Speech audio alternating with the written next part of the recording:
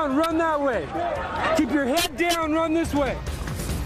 It is Friday, October 6th, and this is a Fox News alert. Dramatic new video giving a first-hand look of the chaos on the ground just moments after gunfire exploded in Las Vegas. This, as the plot thickens, some disturbing new details suggesting that the killer may have been scouting out some other big cities. Look at the disaster of the Obama administration in terms of public safety. It is staggering that we have never had a national debate. A new bipartisan effort to outlaw bump stocks used by Stephen Paddock to turn his rifles into automatic weapons. Most Democrats demanding they be banned, but where were they when the Obama administration allowed them on store shelves? And forget Sanctuary City showdown. The entire state now officially defying President Trump. Fox and Friends First starts right now.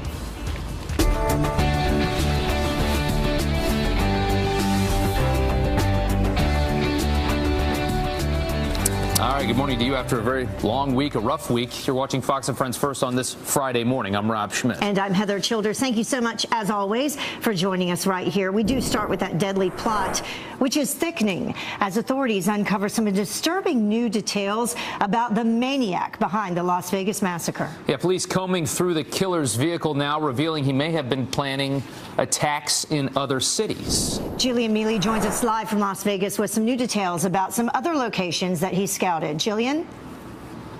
Good morning, Heather and Rob. That's right. A couple of other cities, including Chicago. We have learned that Stephen Paddock did book hotel rooms at Chicago's Blackstone Hotel. This as the Lollapalooza Festival, which is going on. That was a huge music festival where tens of thousands of people come from all over the world.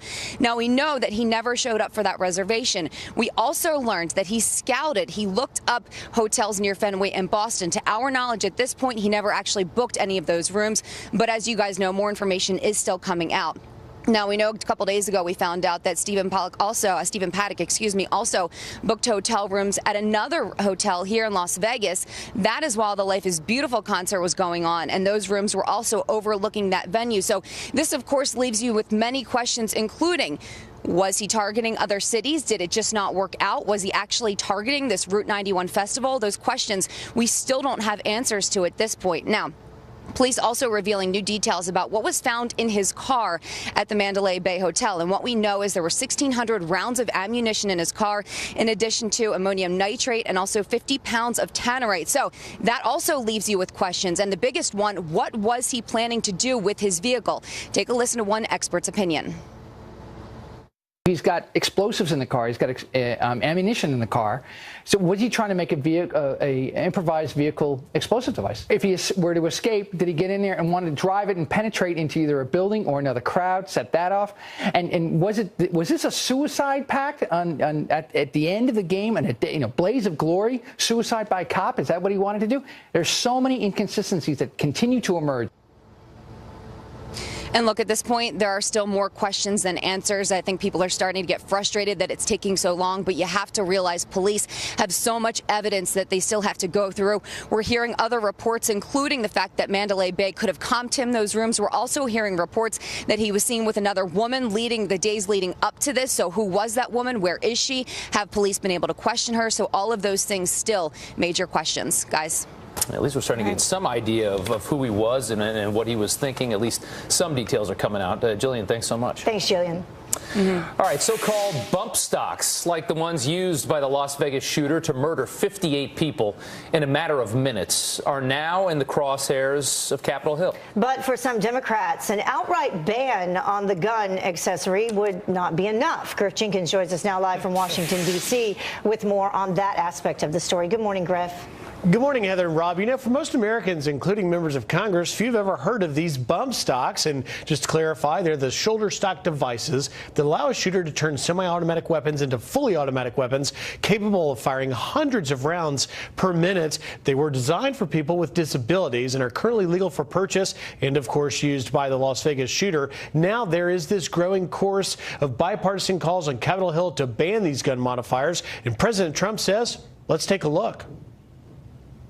We'll be looking into that over the next short period of time.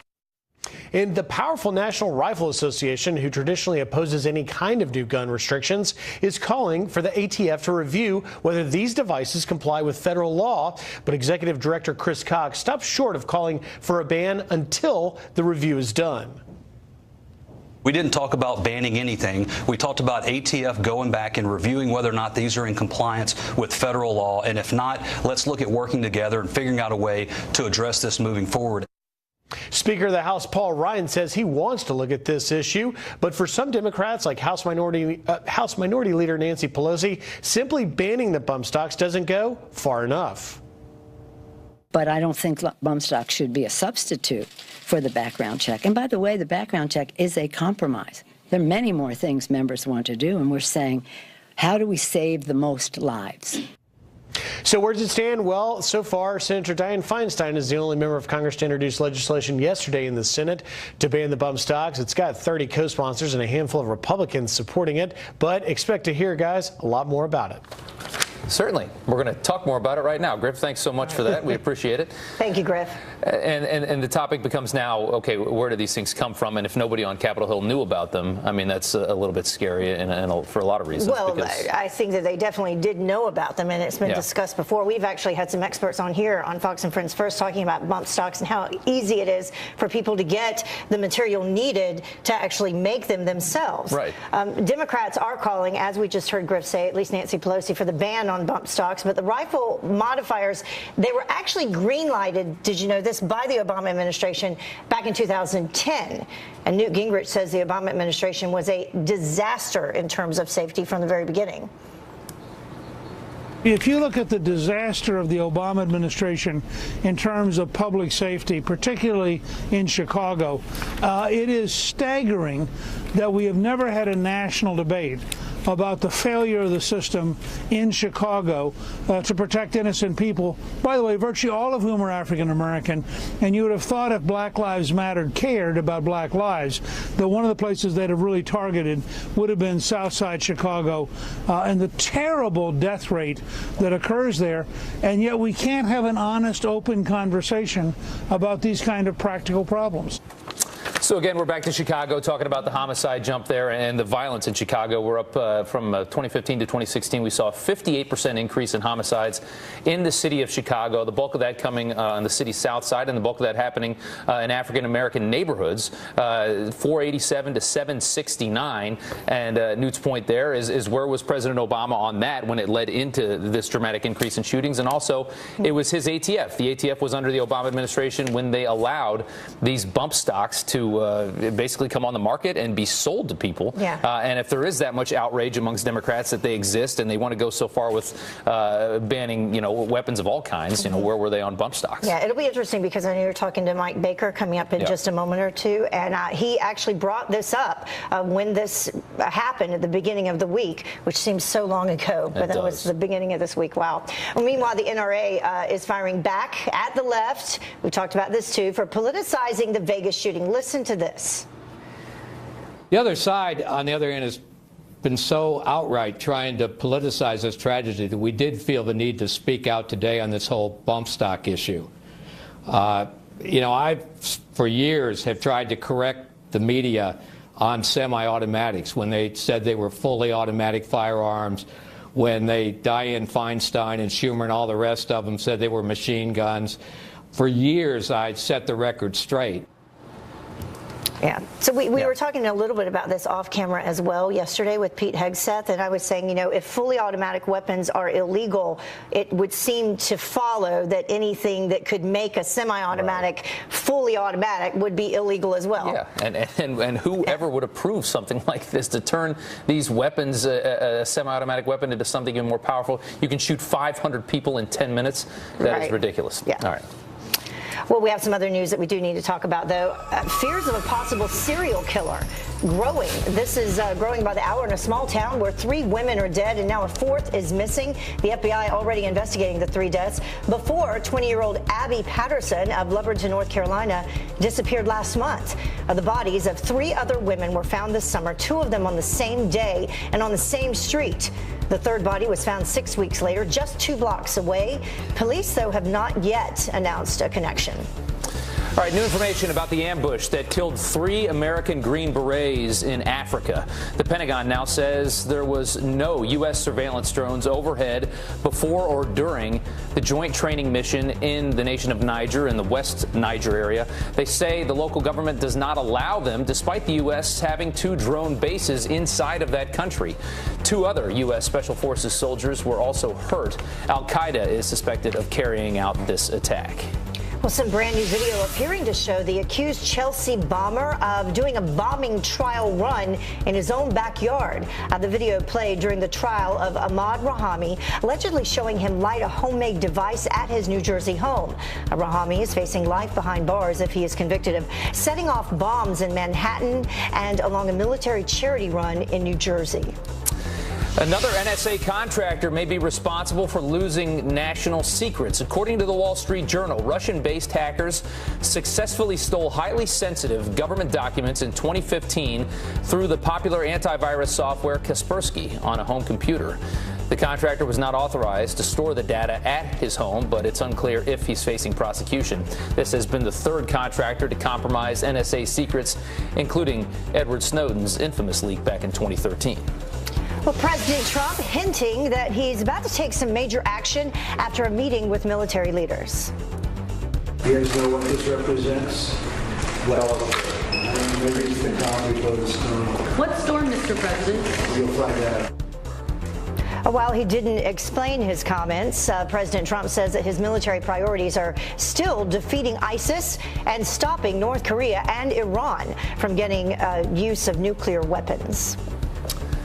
All right, moving into the realm of extreme weather now, and a state of emergency declared in Louisiana and Florida, as a lot of people are bracing for another possible hurricane coming up this weekend. Yeah, Tropical Storm Nate already to blame for at least 22 deaths across Central America as it makes its way towards the Gulf. Meteorologist Janice Dean tracking the storm. Janice, not again. Not a lot of time to prepare. So if you live across Southeast Louisiana, Mississippi, Alabama, Florida Panhandle, you need to be making your preparations and completing them today because Tropical Storm Nate is on its way. This is a fast mover. That's part of the good news here is that it's not going to linger, but it is possibly going to be a hurricane as it makes landfall somewhere across Southeast Louisiana, Mississippi, Alabama, Florida Panhandle. You see that cone of uncertainty. So anywhere in that area and beyond is where we could see potentially hurricane force winds, tropical storm force winds, heavy rainfall, hurricane force wind gusts, and storm surge. So the tropical models are in very good agreement. The water is warm across the Gulf of Mexico, so we have to prepare, complete those preparations now. We will continue to keep you up to date on the possibility of Hurricane Nate this weekend on the Gulf Coast. Back to you. All right, Janice, thanks so much. We'll keep an eye on it. Thanks, Janice. Well, the time now is 11 minutes after the top of the hour, and no criminal record, no digital footprint, and so far, Las Vegas police say they have no motive. What we know is Stephen Paddock is a man who lived a secret life, much of which will never be fully understood. Our next guest spent 17 years in the CIA, tracking criminals and terrorists all around the world, and he takes us inside the investigation. Also, Nixing Narcotics, the major insurance company no longer covering one of the most popular painkillers. Welcome back to Fox News First. Forget sanctuary cities. California is now officially the first sanctuary state. Governor Jerry Brown defying the Trump administration by signing a bill that prevents law enforcement from asking people about their immigration status and taking part in federal enforcement efforts. Now, the law comes despite the Department of Justice's threat to withhold federal funding to all sanctuary cities. So we'll see what happens. And then over to Canada. Canada asked for them, and now they are getting refugees in record numbers. More than 13,000 people have illegally poured over the U.S.-Canadian border seeking asylum so far this year, and nearly 6,000 just in August. And those numbers are already 5 times the number stopped by Canadian border authorities during all of last year. Rob? All right, Heather, thanks. Well, he has no criminal history and no online footprint. So how do investigators even begin to piece together Stephen Paddock's motive? The question everybody wants answered at this point. Joining us now, former CIA operative Mike Baker. Mike, thanks so much for coming on this morning. The big question is, are we going to find a motive here? Is this just going to be the psychopath that wants to just see people die and has no real motive? Yeah, it's enormously frustrating for all the folks out there who want the answer immediately, right? And they want a specific reason. They want a specific reason. It allows you to put it into a box, right? And think, okay, at least it's horrific, but maybe I can understand the why. And the problem is that you've got to let the investigation go through its paces, right? You've got to build these things on fact, and that takes time. So what are they doing? Well, the investigators are and there's hundreds of them at this point working this case, but they're looking at everything related to Paddock's financial background. They're looking at his bank accounts, the ins and outs, every single transaction. They're looking at all his credit card activity. They're looking at all his investments. They're talking to anybody who had any contact with him, no matter how irrelevant it may seem or how minor it may be. They're talking to every individual whoever came into his orbit. And they got to find that woman that was at the casino with him. Maybe that's something there. There may be something there, but you piece all of this together over a period of time, and you look at, to the degree that you can, any social media, any comments, any letters he may have written, any phone calls he may have had. But they've got the computers, they've got the phones. They say they've gone through that stuff, and there's still, I mean, do you think there's something that they're not telling us? Do you think they know more than they're releasing to the public? Oh, sure, they know more than they're releasing to the public. And that's standard, right? If you're in an active investigation, your obligation is to do that investigation properly, not to keep the public fully informed or the media fully informed. But do you think there's a big answer that they have that they're waiting to reveal? It doesn't seem like it. Well, I mean, that would be speculation on my part, and usually speculation is not particularly helpful in these cases. But do they know more than they're telling us? Definitely. And is there a reason for that? Well, they may be looking at charges, perhaps, or they may be worried about other people that are in the path that they still want to talk to, not suspects, but people that they want as cooperative witnesses, perhaps. So this is one of those moments. There wasn't an ISIS flag found in his car, or there weren't specific ramblings on social media, and people want that answer, but they have to also understand the need for patience. And you said during the commercial break something that I'm expecting as well, which is that it might be very underwhelming. When we get the answer to all this, it might just be he's crazy, he wanted to watch people die. It could be something as simple as that. It could be, and the answer could be exactly. And maybe unsatisfying isn't the word, but again, the idea that people want to be able to process something this horrible. They want to be able to understand why, and at the end of the day, that why may not be particularly satisfying. It may not close the door. People tend to want to go, if they don't have that answer immediately, they want to go to a conspiracy theory, or they start imagining. And they're flying around like crazy They're right now. all over the place right now. And the best thing you can do is step back, have sympathy and support for all those victims, and just let the investigators do their work. And hopefully we get some kind of answer, although we may really not. All right, Mike, thanks so much for coming on this morning. We do appreciate it. All right. Thank you. Heather, over to you. We'll see. Well, the time now is about 20 minutes after the top of the hour, and President Trump calls the Iran nuclear agreement the worst deal ever made in American history. Can the negotiator-in-chief get Iran on board with a new agreement? Our next guest says it's an uphill battle.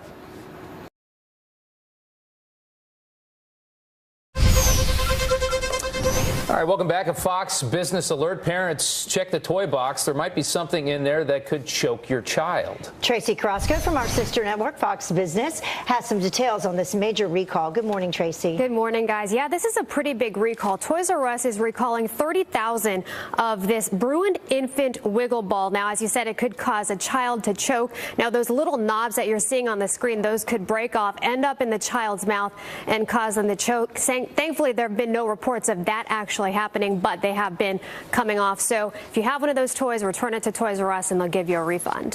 That would be a bad thing. Yes. Yeah, and we're talking Netflix here, and maybe a price hike. They've been making so many TV shows, I assume they need to bring in some more money, huh? Yes, they've got to compete with HBO and Amazon, and if you are planning on watching the new season of Stranger Things, it's going to cost you a little bit more. So they're raising the price for the first time in 2 years, and if you have the it's going to go up $1 to $10.99 $9.99 a month for one of their subscriptions, going up $2 to $13.99 for their premium subscription. And if you've got the basic $7.99 subscription, well, lucky for you, because that stays the same. Yes, so you'll start seeing that increase pretty soon. All right, so Costco and Amazon, they are facing off with some new delivery systems or services? Yeah, you know, this might help and change the way you shop, but Costco, they've got this new thing. It's very similar to Amazon Pantry. You're going to be able to purchase non-perishable items like cereal, canned goods from Costco's website, have them shipped to you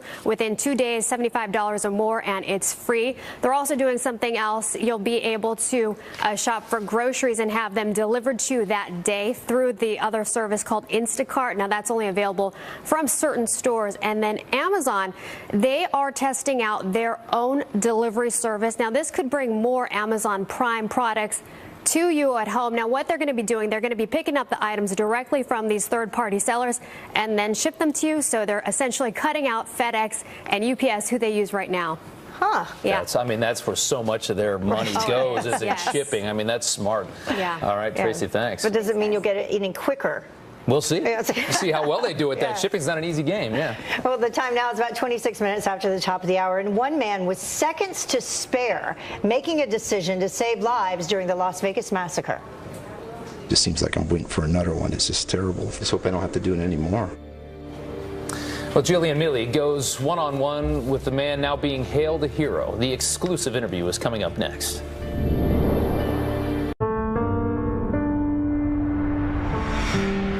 Get over here.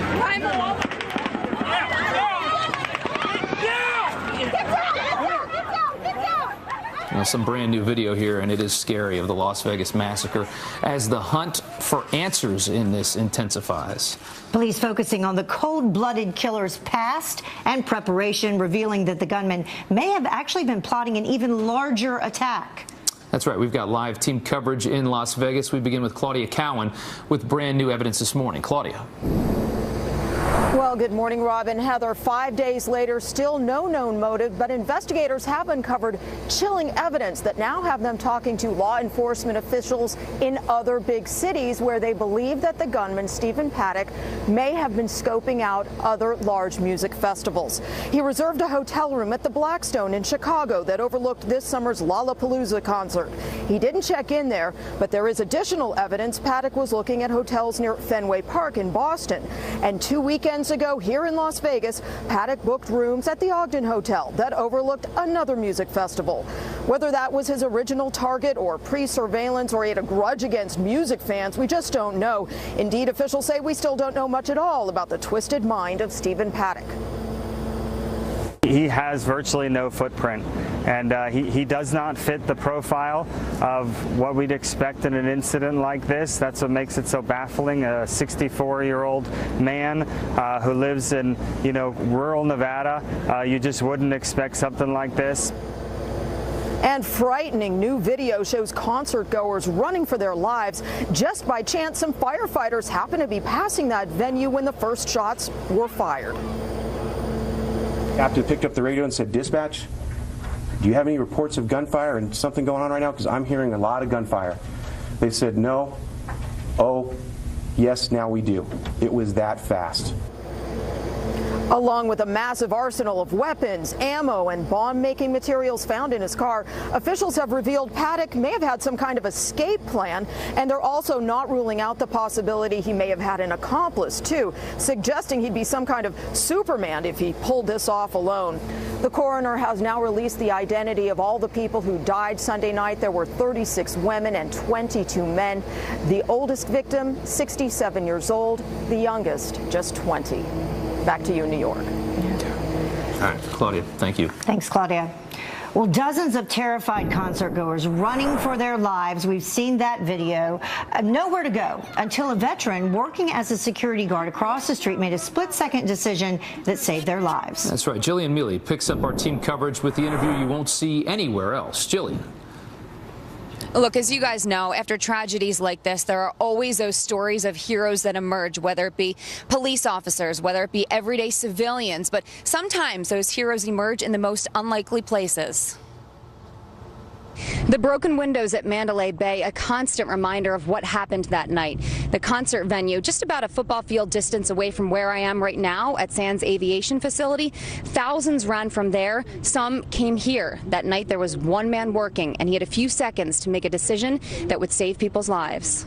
So you had 100-some people in here. Yes. You had to have enough room for them. You brought them in here. What was the scene like inside this room? Well, there was a lot of people that were obviously upset, people that were injured. I had a lot of people that were, had lost loved ones that were separated. We saw a photo posted online of a woman leaning up against a wall back in this corner here. People were everywhere in here, right? Yeah, can you imagine you having 100 people, just crying and weeping and confused. We administered first aid kits out here. We got them water to comfort them. You say we, though, but you were the only one here initially. Yeah, I was the only one here. I just drove by the venue to get to work, and I relieved my officer before me and I was sitting down doing payroll, and I heard initial pop, pop, pop. So I figured, oh, they're probably going to have some type of pyrotechnics or some fireworks going off over at the venue over here. And then I heard a round of magazines going off, and I was having some almost like flashbacks when I was in the military. I was in the 82nd Airborne down in Grenada. It's the first time I heard gunfire like that, and I ran upstairs to get a better vantage point to see what was going on. You're by yourself when this happens. Right. You have literally seconds to make a decision to help these people possibly save their lives. What is that like? I just retired from the military 4 years ago, and ironic, a couple of days before I retired, we had an active shooter situation going on. So I was involved in that, and I knew exactly what I had to do. Was it emotional at all for you? A little bit, I mean, at first, it was just, kicking in, the old military actions, how to react and how to stay calm. And I feel like you're a little emotional right now. Have you spoken about it since Sunday? Yeah, I talked to my kids about it, and I called. I've had a lot of people from all over the country, old buddies of mine, from New York, Florida, California, Texas, calling me up, saying, "Man, were you there?" And I says, "Yeah." And then they all keep saying, "Stuff follows you." I was in New York for 9/11. How do you feel about what you did? Well, hopefully, I made people comfortable and this, maybe save some lives. I just feel grateful that I had the opportunity to work here and be able to, make sure everybody was safe. You're making me tear up. You're a good man, Steve. Thank you. I appreciate it. What an amazing person, right? Yesterday, we also spoke to a man by the name of Paul Gilchrist, who is the senior vice president of Sands Aviation. I asked him, I said, look, would you ever imagine a scenario where your facility would be used for something like this? He said, absolutely not. But he said how proud he is of his staff, specifically Stephen that night. He said, guys, we could not have had a better ending because they were able to help so many people there. It's truly an incredible story. Yeah. It really is. So many stories like that coming out, and more will continue to develop. Thank you so much, Jillian. All right, moving on now. President Trump reportedly planning to abandon the Iran nuclear deal. So what happens then? Here now to weigh in on this story, former CIA analyst Fred Fleets. Fred, thank you so much for joining us this morning. Good to be here. Now, the White House has not yet confirmed, in fact, that the president plans to make this declaration of non-certification on the Iran deal. But we do know that the president said that Iran has not lived up to the spirit of the agreement. What do you think that he will do, and what should he do? Well, there's a lot going on here, and I think it is a time for moral clarity by the president. He's called this the worst deal ever and an embarrassment to the United States, and I think he's exactly right. I think he would like to withdraw from the agreement, but his senior advisors want him to stay in. So they have invented a so-called middle ground in that the president won't certify the agreement to Congress, but will stay in the agreement to fix it later and to add sanctions. Let me put it very clearly. Unless H.R. McMaster, who's pushing this option, has a magic spell to hypnotize the Iranians into giving back the huge concessions they extracted from John Kerry and to massively improve this agreement, This is a fake option to make sure we never withdraw. My hope is the president does the right thing, completely withdraws, using a plan advanced by Ambassador John Bolton. Well, that's exactly what's driving everybody crazy now, and that's where all the confusion comes in. And we'll talk about a poll here in a second that shows that confusion. Is that you've got well-respected people, like his Defense Secretary Mattis, who just said, in front of, I think, a Senate committee that, we should stay in this thing. And then you've got the president saying something else. I mean, I think a lot of, people that voted for President Trump see him as a really great delegator of responsibility and a great hirer, and he hired Mattis. The confusion between them is not helping anything. Let's see that poll real quick just to show you. This is just a poll of voters in general, and you can see just how, it's all over the place. 38% oppose leaving the deal, 35% support it, and 26%, a quarter of the people out there, have no idea what to do now. What do you make of that?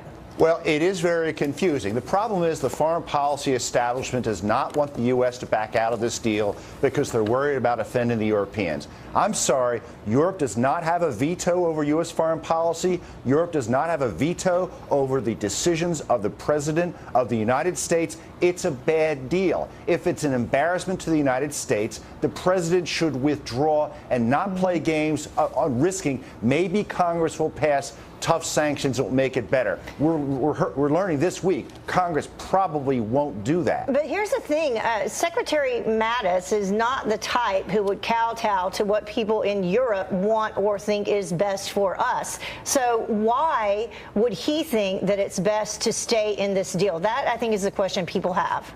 Look, I like Secretary Mattis, but let's be clear. He has always wanted the U.S. to stay in the deal. There was fake news this week, especially on CNN, that Mattis suddenly turned on the president. False. Mattis said in his confirmation hearing in January he wanted the U.S. to stay in. Unfortunately, Mattis is siding with the foreign policy establishment that just loves agreements. It doesn't like to withdraw from them. He's good on most things. On this issue, he's just wrong. It just makes no sense because they're not even complying with the deal to begin with. So, they're not complying, and I think that's an important point. They're not allowing inspections of military facilities. This is a major violation that the proponents of this deal they don't want to talk about. All right. Thank you, sir, very much for coming on this morning. We do appreciate it. Thank you. Well, the time now is about 20 minutes until the top of the hour, and a mother tossed behind bars for refusing to vaccinate her child. But is that really the court's decision to make? Two lawyers will debate that up next. I do think it's time to pass the torch to a new generation of leaders. And there's really no hiding it now. Democrats have a pretty big divide within their party. Are Nancy Pelosi's days numbered? And some great news just in time for the weekend. $1 margaritas, the deal that you don't want to pass up.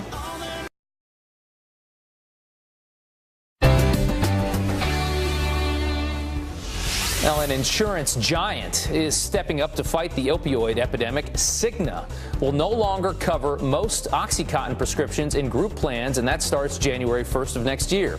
Instead, the company is turning to a different painkiller designed to prevent abuse. Cigna will still consider OxyContin if a doctor really does believe that it is necessary for a particular person. But the CDC says 91 Americans die every single day from opioid overdoses. Amazing. Thanks, Rob. Well, an NFL star facing some major backlash this morning after making what some are calling sexist comments towards a female reporter. Listen. It's funny to hear a female talk about routes. It's funny.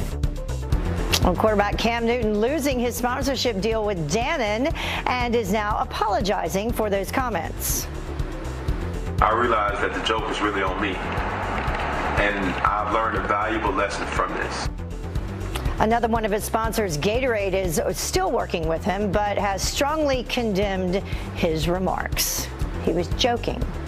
Well, NFL players in the meantime dropping to their knees during the national anthem, and that's also dropping the NFL ratings, apparently. 30% of fans say that they're watching less football, most of them blaming the protest. That is according to a new Seton Hall University poll, which also found 45% of fans disapprove of the kneeling, forcing many of them to boycott. Rob? All right, Heather, thanks. We'll pass the torch. That is the message from House Democrats who demand fresh leadership in their party. I do think it's time to pass the torch to a new generation of leaders. And I want to be a part of that transition. I want to see that happen. Well, that swipe from the Vice Democratic Caucus Chairwoman Linda Sanchez aimed at Democratic Minority Leader Nancy Pelosi. Pelosi's leadership has been under fire following the Democrats' disastrous loss in 2016 in general. Yeah, it was a mess. And we'll be right back.